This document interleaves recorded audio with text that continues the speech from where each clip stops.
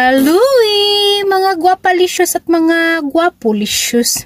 Nandito na naman ako, si Maria.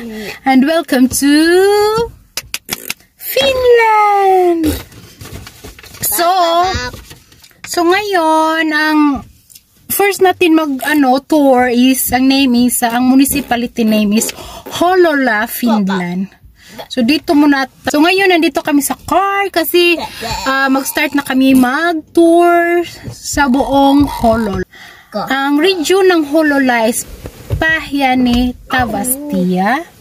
So ang area rank niya 132nd largest in Finland. Ang population niya is 23,246 as of March 31, 2021. Then, ang Hollola has the tallest structure in Finland, the Tirisma TV Tower. So, yun siya. Okay, start na tayo. Ground na ito, mga gwapalicious at mga gwapolicious. Dito siya. Dito is for tennis. Dito ang area na to is for tennis area. At dito siya, yung sobrang laki, dito pwede ata mag-frisbee, pwede mag-jogging. At doon sa malaking area na doon, yung may green, doon siya pwede mag-football. Kasi nung summer, doon siya nag-play ng football. Ouch! At saka, doon, ito yung may yung medyo malayo, yung parang may building doon. Yun yung ice hockey hall. So, yung mga taga Hollola, doon sila naglalaro ng ice hockey.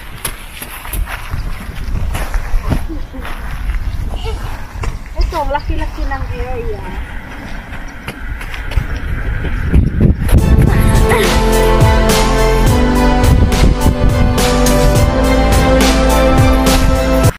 So, ngayon guys, nandito tayo sa Salpakankan Hollola. Dito, ito yung nila. Yung sports complex kumbaga. Yeah, doon. Yun yung daycare. Ito naman sa labas. May dun duyan.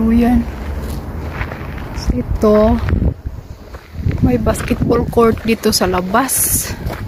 Pwede dito mag-basketball. Doon sa kabila na may football, dito din may football. Madaming football area dito dun sa labas. Iba din yung sa loob. Pakita ko lang sa inyo. Sobrang laki. Yun yung football area.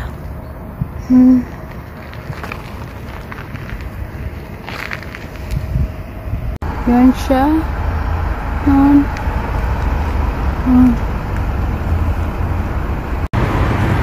So, yun ang view.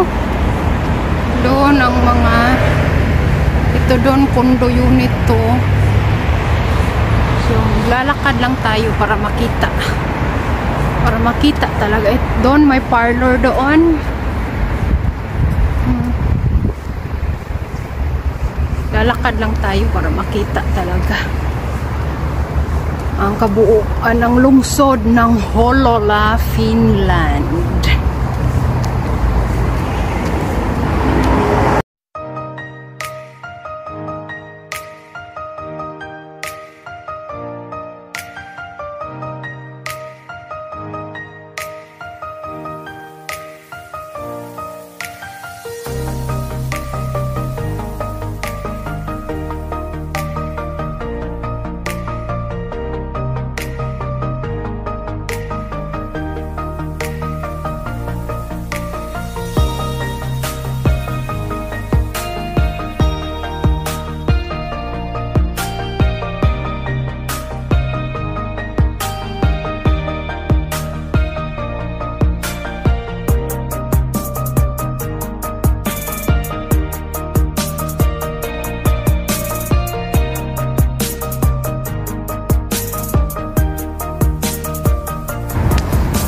May malaking supermarket doon.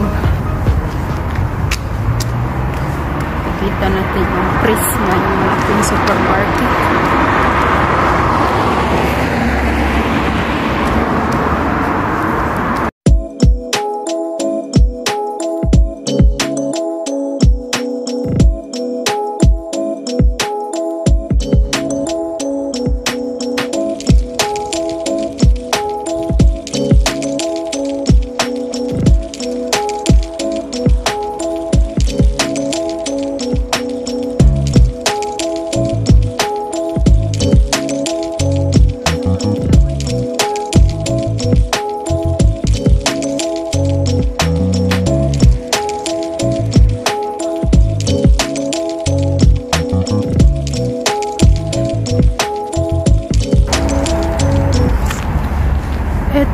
Ito yung Prisma.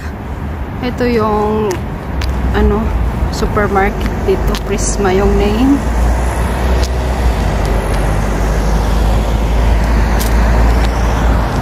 Ito may dito.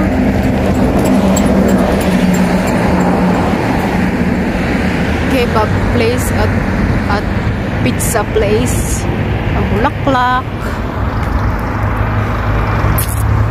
Ito.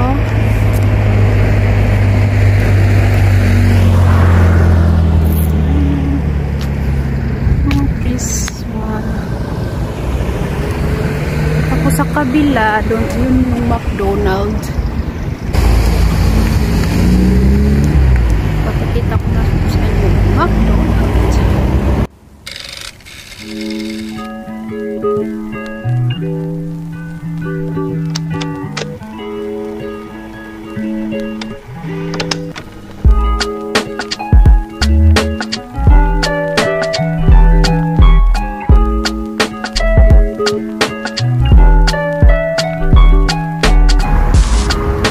McDonald's doon. So, mamaya papakita ko sa inyo yung school dito. So, ngayon, mga guapalicious at guapolicious, nandito tayo sa, kita mo doon, may sabing Terviews Asim. So, health center siya. Ito yung health center ng Hollola, Finland. Ito. So, dito, consultation lang ito siya. Ito yung health center. So, doon, yung bago doon yung bagong health center. Kasi itong red na ito, luma na to. Papalitan na nila ng bago. So, nag-build program sila.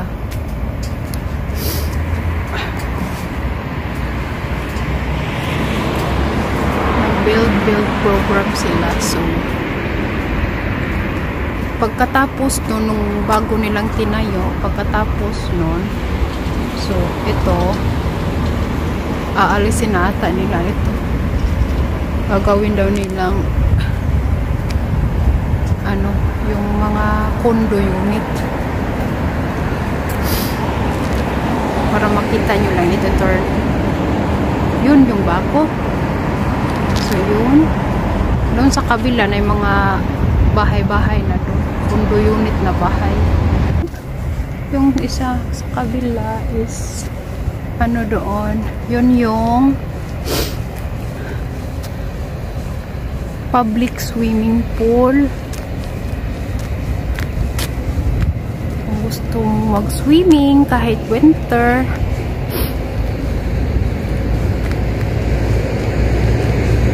pwede din.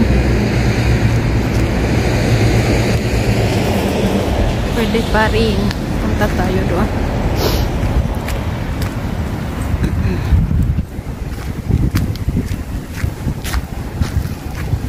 Ito naman, school na doon.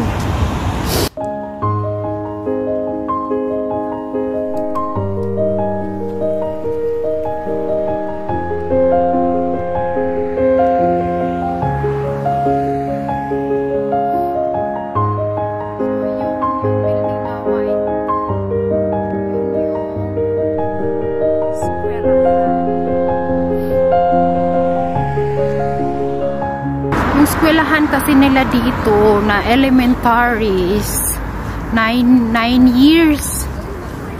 So bali na half siya yung mga, like for example, mga junior na grade 1 to grade 4. So, bali yun yung tinatawag natin dito na junior elementary. So itong school na to is ito yung mga senior na elementary na start dito is kasi mga seniors sa start sila grade 5 to grade 9 kasi 9 years of elementary. Sa atin kasi yung elementary is until grade 6 lang, pero dito grade 1 to grade 9 o 9 years. May tinatawag na Haynes Swan Code. Ito. So, doon merong pang football area. May basketball area sila. May mga yung mga parang may kung saan yung mga bata maglalaro. Meron silang pwede mag-swing, magduyan-duyan. May pang basketball area. Doon ito yung entrance ng school. Ganito yung school. Haynes Swan Code. Sa kabila para maklaro yung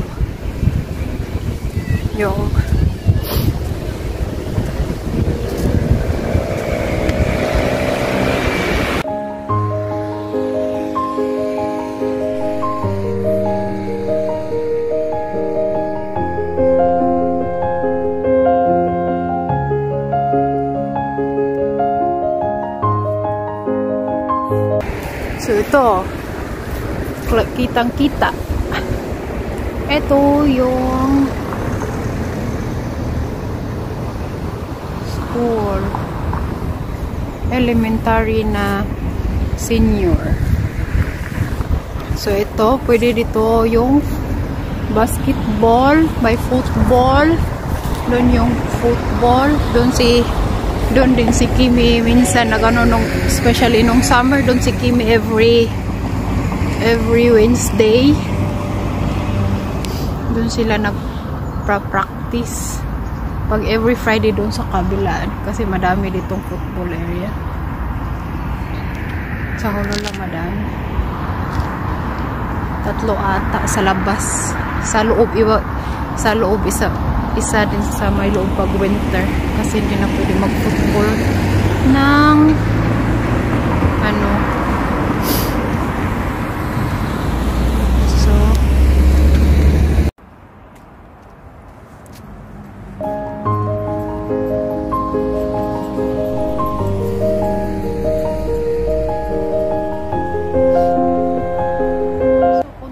sa may plaza. May plaza kasi dito.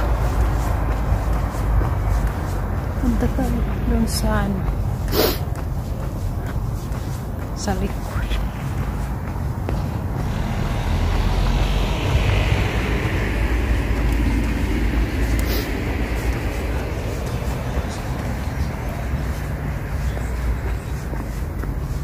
Ang nakaganda kasi dito sa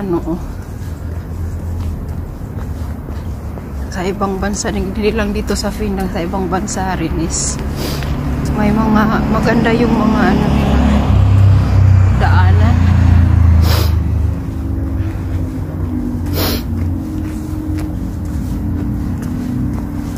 May daanan para sa mga tao, may daanan para sa mga nagbabike, may daanan din sa mga car. Malapit na tayo sa plaza. Ito yung plaza nila. Ay, ito pala yung library. Ito yung library. Ito. At kung makalimutan, ito yung library. Laki-laki ng library nila. Ayan, dami palang bata sa class. Kita ko lang.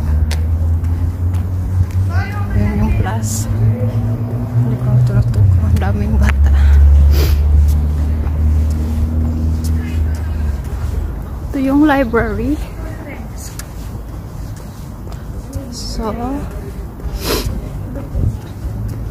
may gym doon. Yung Liko Punto Quezcos gym yan.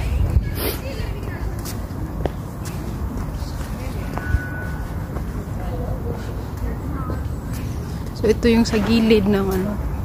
Sabi ko sa inyo yung supermarket. Please. May ano dito. Building.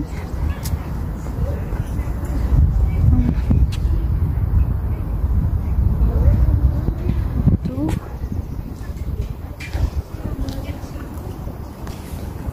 Wala yun. Entrance ng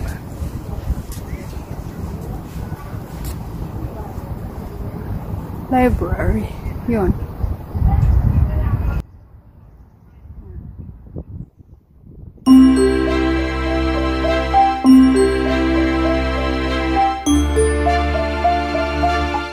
Yun yung plaza.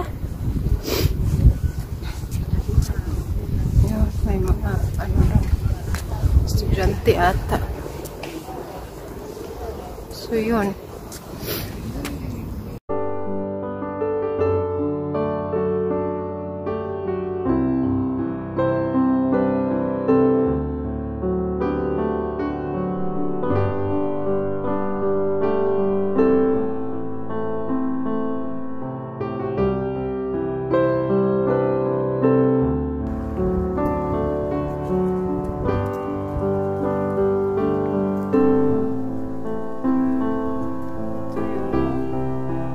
Pizza restaurant.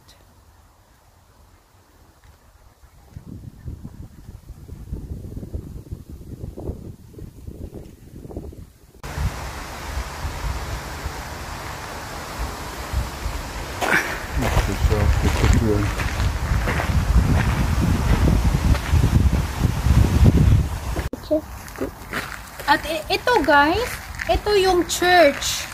Yung church ng Holola. Bali, ano na siya, super old na siya. Old na ano, bato. Bali, bato yung building niya. Hindi siya normal lang ano, bato siya. Super old, bali. Ang church na yan is 511 years old. Yung church. Tapos itong yellow, may yellow na ano, yung bato din ito. Ano to na siya? 190 years old. Super old. Pero ang church talagang super old is imagine, 511 years old. Tapos bato yung ano na, hindi yang siya yung normal na hollow block katulad sa atin. Tapos ito, kita nyo? Sa ano ito? Sementeryo ito, bali. Nasa buong circle niya is puro sementeryo. Yung center is yung ano, church. Tapos dito sa ano, sa yung church na ito is a Lutheran church. Kasi yung mga Finnish people, almost sila mga Lutheranian sila, hindi sila katulad sa atin na Roman Catholic. Pero pareho lang naman eh. Jesus at Mama Mary. Wala lang silang saints. Ang wala silang saints. Tayo sobrang dami. Pero pareho lang Jesus Christ. But anyways, ito na kasi. Ito na siya yung church. Nandun yung ano, tabi-tabi po. Tapos, nandun yung ano, yung entrance.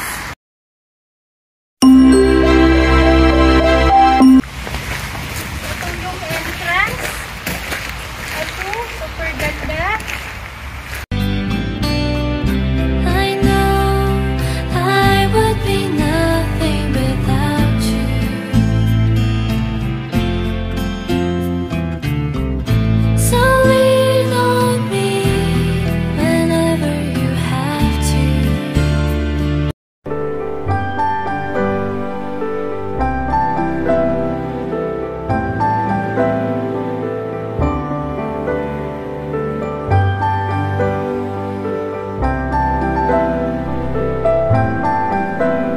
Super old na siya na ano, bato.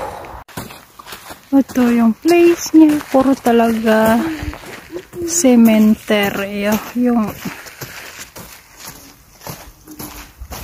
buong paligid ng ng simbahan is cemetery. Nasa center yung simbahan. Center.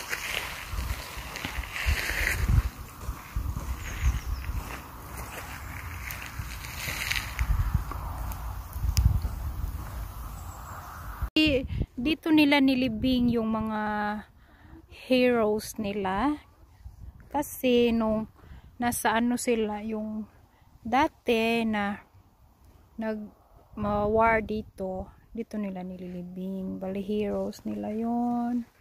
Yon, ito naka hero. Ito yung mga heroes. Ito yung coffee place, guys. Halimbawa, pag merong namatay, so after nung ilubong yung after nun, dito yung coffee place nila. Dito yung mga tao, kain sila dyan. Hindi kailangan pumunta sa bahay.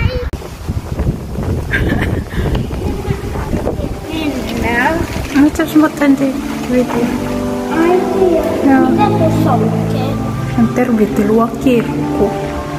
Ito yung loob, simbahan. At doon, meron din sa loob yun yung mga upuan. Bali, 550 katawang pwede doon sa loob.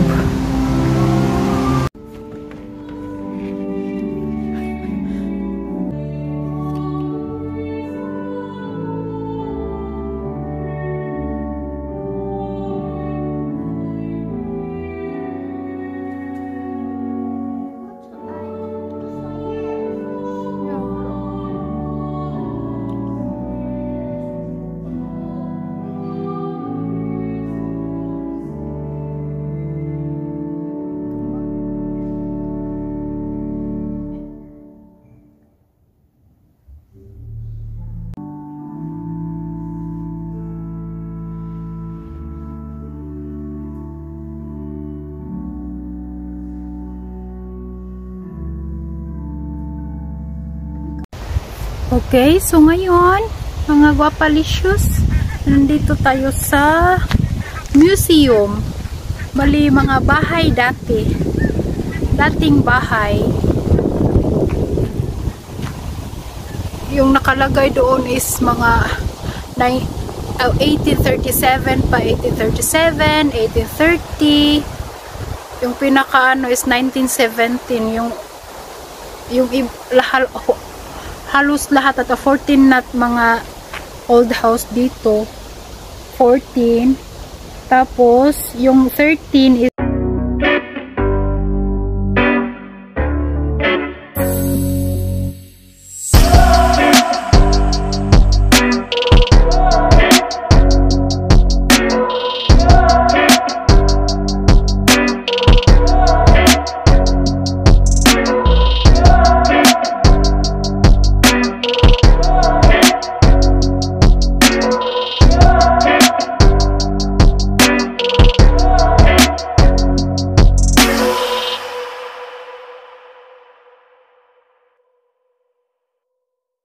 mga bahay dito. Bali lang sila yung dati ng mga bahay doon kung nasaan man yung iba, tinransfer lang nila dito para madami para dito na lahat yung 14 ka mga bahay ng mga super old na house.